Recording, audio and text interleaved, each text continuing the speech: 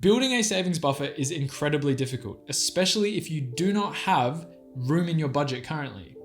But it is such an important thing to have in place, ready for any unexpected occurrence, and today I'm going to show you how you can build one.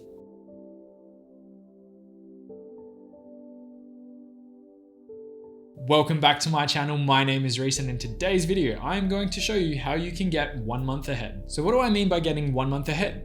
It is literally building that initial amount of money in your emergency fund to make sure that if you were to lose your job tomorrow, you would be able to pay all of your bills and expenses and focus on what you need to do to get back on your feet in that very short time frame of that unexpected occurrence of you losing your job. The justification as to why you would want to do something like this should be pretty obvious, but if I had to define it, it would come down to 2 factors. The first being that you're going to build yourself a security cushion. The second reason is to give yourself some financial peace of mind, knowing that the money is sitting there in a bank account ready to go for any unexpected occurrence would definitely reduce your stress levels. And when or if something were to occur, on top of that, it would give you the ability to focus on what's important in the moment without having to worry about how you're going to come up with that money to pay for those things. So what is that number that you need to save, and what are the expenses that fall into the category of being 1 month ahead? Firstly, you need to determine how much you need to save for all of your outgoing expenses that you need to pay for to live. So what I'm talking about are fixed expenses. These expenses include things like your mortgage, your rent, your groceries, your transportation for your job, your utility bills, anything that you need to pay for to survive. And if you were to lose your income source right now and you chewed all the way through your savings and had nothing left, these are the things you would absolutely need to pay for at a minimum to survive. The initial number is what it would cost to pay for all of them for 1 month. This is 1 month. And for me, that is $2,000. I did the math and I worked it all out, and it's about $2,000 all up. So the way I handled this was by starting my emergency fund at $2,000 that I pulled from different accounts. And then I have continually put $50 per fortnight into it for an ongoing period of time. So that number is much higher than the $2,000 I initially started with. I have made a video about the ongoing maintenance of an emergency fund and linked it in the description below if you're interested as to why you should be doing this and what it can be used for once you've built this initial amount of money. Check it out if you're interested in what comes after getting 1 month ahead. But if you don't currently just have money lying around to start your emergency fund at that initial number that you need to be 1 month ahead, that is why I'm talking about it, and that is what you need to get on top of right now. Okay, so how do you do this? Money might be tight at the moment and you might not just have the money lying around. I totally get it. And there are ways you can get around this, and I'm going to go through a few of them right now. One of them being you can wait for what is known as a golden month. Golden months are where there is an extra pay cycle in that month, and you should be able to treat it and break it up in a way that allows you to put a little bit of extra money aside for this very particular savings purpose. For people who get paid weekly or fortnightly in particular, you could arrange to almost save an entire paycheck out of these golden months. Theoretically, you're getting an extra pay during that month.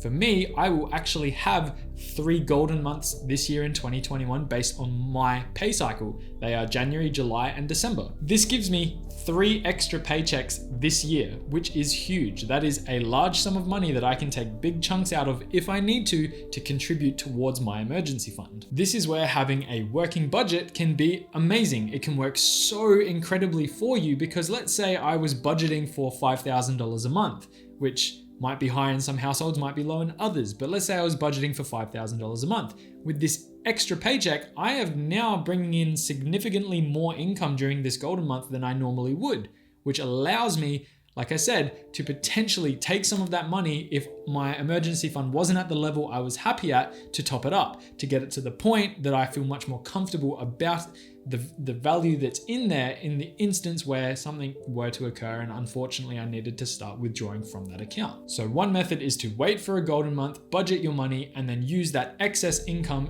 to put towards your emergency fund buffer. You can also do extra things on the side. These are your typical everyday things that lots of videos will recommend to bring in other sources of income. An example being to sell things online, things that you might have once cherished but not so much anymore, that actually hold value and and could bring you some extra income. I myself am actually doing this as we speak. I have some old Pokemon cards which are actually worth a lot of money, and I knew their value from the get-go, but I've finally decided that it's worth selling them and have decided to now start basically selling them on eBay. I have been selling them slowly because I don't need these cards in particular for the sets that I'm collecting, and this is what my eBay account sales look like for the past 90 days.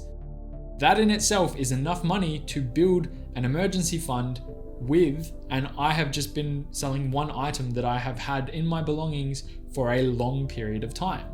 That's a real world example of how you could do this. If you're young and still receive money from birthdays and gifts, it would probably be worth putting a little bit of that into a very particular account for this very particular reason.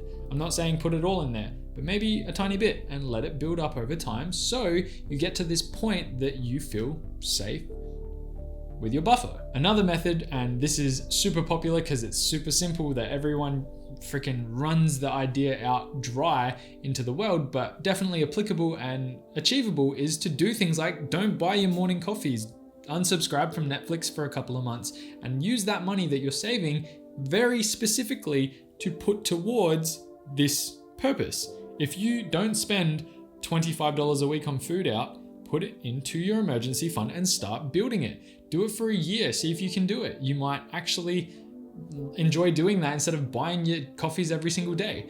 Simple example, I don't want to get into it because I know it's absolutely been done to the end of the earth, but just understand that sacrifice a little bit somewhere if you can, to potentially put it towards this cause. If you receive money back at tax time as part of your tax return, definitely put a chunk of it into this buffer scenario, because that is money that potentially you shouldn't have gotten back because it's a bit of a bonus. It means you got overtaxed and you weren't accounting for it. So use some of that money as well. And finally, you could start to earn more money and bring in more income. Now, this definitely won't be the easiest method or the easiest way to basically bring in more money, because it's hard to bring in more money. It's hard to start a business. It's hard to have a side hustle. It's hard to find the time.